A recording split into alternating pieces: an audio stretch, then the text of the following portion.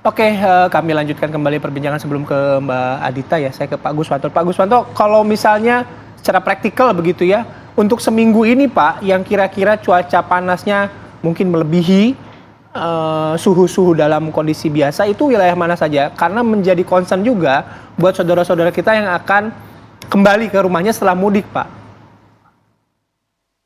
Baik, kalau kita lihat concern di beberapa wilayah ya, misalkan kita lihat di sini ada Putu Sibo itu 35,9, kemudian Palu itu 35,6, kemudian Metro Samsudin Nor itu 35,4, dan beberapa wilayah lainnya misalkan kita lihat di Haji Hasan Sampit itu juga 35,1, dan ada juga di Ayani Semarang ini 34. Jadi memang suhu maksimum ini berkisar antara 34 sampai 36-an.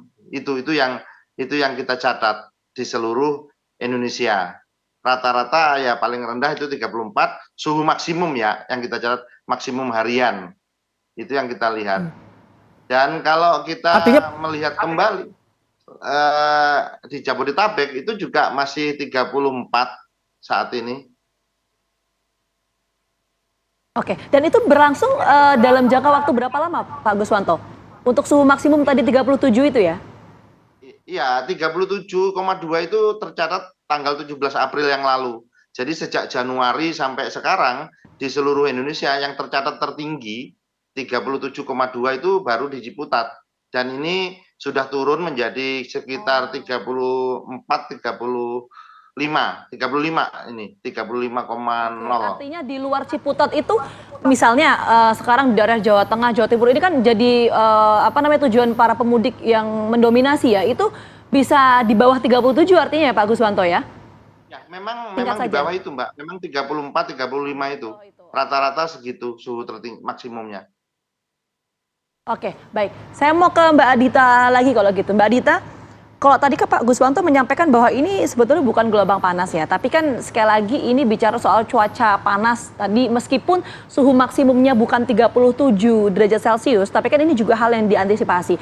Apakah dengan kondisi cuaca panas ini juga akan berpengaruh secara signifikan untuk perilaku atau pergerakan pemudik, artinya pemudik ini lebih memilih waktu untuk kembali ke ibu kota itu malam hari begitu Mbak Adita atau seperti apa?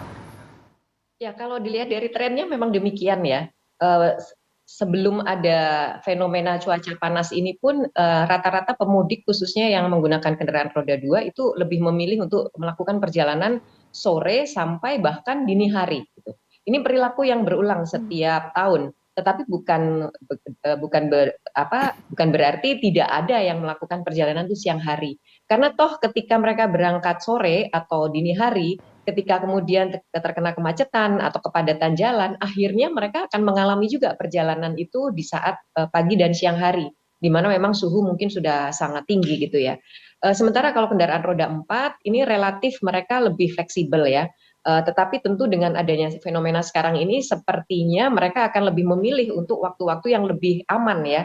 Karena ingin terhindar dari tadi yang kondisi-kondisi overheat, apalagi kalau kendaraannya mungkin tidak dalam kondisi maksimal gitu. Kalau transportasi umum relatif tidak ada hal yang signifikan ya terkait dengan suhu ini ya. Apalagi kalau kita bicara pesawat atau kapal laut mungkin akan lebih banyak dampaknya pada cuaca ya, pada angin, pada badai dan sebagainya. Jadi ini lebih signifikan ke roda 2 dan roda 4. Nah, roda 2 ini yang memang kami selalu himbau ya, hati-hati, tidak memaksakan diri, dan berhentilah jika memang sudah mulai kecapean atau kepanasan. Jadi jangan memaksakan karena ini pasti akan berpengaruh pada kondisi prima mereka gitu.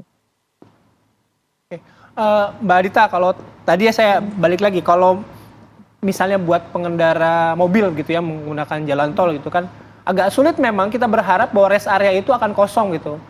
Saya kemarin lihat nih Mbak story-nya temen itu.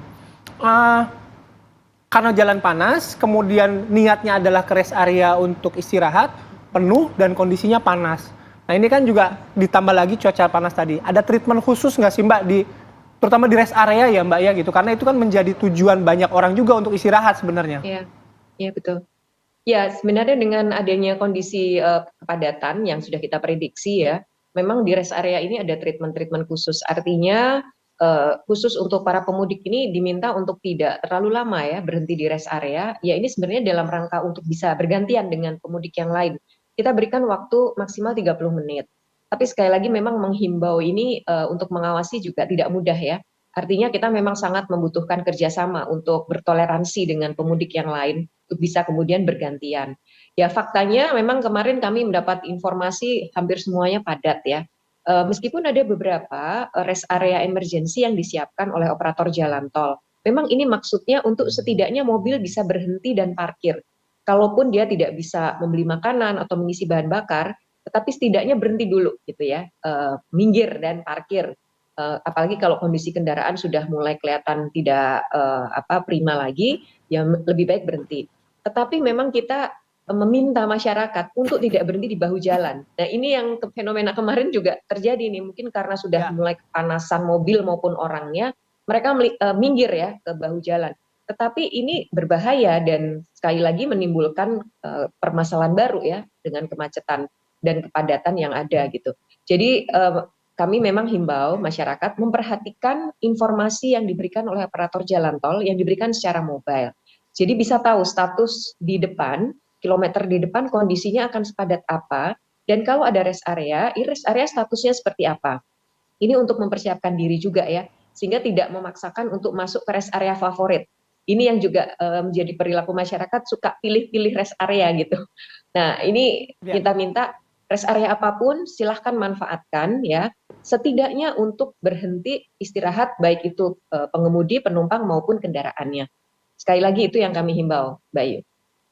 Oke, baik. Saya terakhir ke Pak Guswanto ya, Pak Guswanto, soal cuaca panas ini apakah berhubungan erat juga sekarang kan peralihan ya ke musim kemarau. Kira-kira nih Pak, kondisi seperti ini akan terjadi dalam berapa waktu ke depan Pak? Mas Bayu, jadi kalau kita lihat kondisi ini akan berlangsung sampai kapan ya? Kalau kita melihat salah satu penyebabnya kan yaitu tadi posisi geografis dan gerak semu daripada matahari ya. Jadi pada tanggal 21 Maret itu yang lalu itu matahari berada tepat di ekuator dan nanti dia akan bergerak ke utara sampai nanti 21 Juni ya. Di 21 Juni itu dia akan menjauh posisi terjauhnya. Sehingga di bulan Mei ataupun di 21 Juni jadi itulah akan periode yang artinya bisa terjadi periode suhu panas 21 Maret sampai 21 Juni. Itu yang kalau kita bisa lihat. Oke, baik. Kira-kira demikian. Baik, terima kasih. Baik, terima kasih Pak Guswanto informasinya pagi hari ini. Mbak Adita juga terima kasih. Mudah-mudahan apa yang disampaikan Mbak Adita, Pak Guswanto juga bisa menjadi bermanfaat ya, terutama buat saudara-saudara kita yang saat ini mungkin tengah memutuskan untuk kembali ke rumahnya setelah mudik kemarin. Salam sehat selalu. Assalamualaikum warahmatullahi wabarakatuh, Pak Guswanto dan Mbak Adita. Terima kasih banyak. Sehat. Sampai 21 Juni katanya. Iya, itu yang harus diwaspadai. Tapi tadi Pak Guswanto menyampaikan ya bahwa ini bukan gelombang panas. Ya, ini cuaca panas yang memang kalau kita lihat dari tadi pernyataan Pak Guswanto dibandingkan dengan suhu rata-rata maksimum harian ini masih terbilang wajar. Kurang lebih seperti itu ya. Semoga kita semua sehat. Amin. Termasuk juga yang lagi liburan. Ya kan? Kita sehat juga, yang liburan. harus sehat juga yang liburan biar bisa menikmati ya. Saya mau ajak Vita dan juga pemirsa di rumah untuk liburan ke Ragunan dan juga Malioboro. Ayo, saat lagi ya.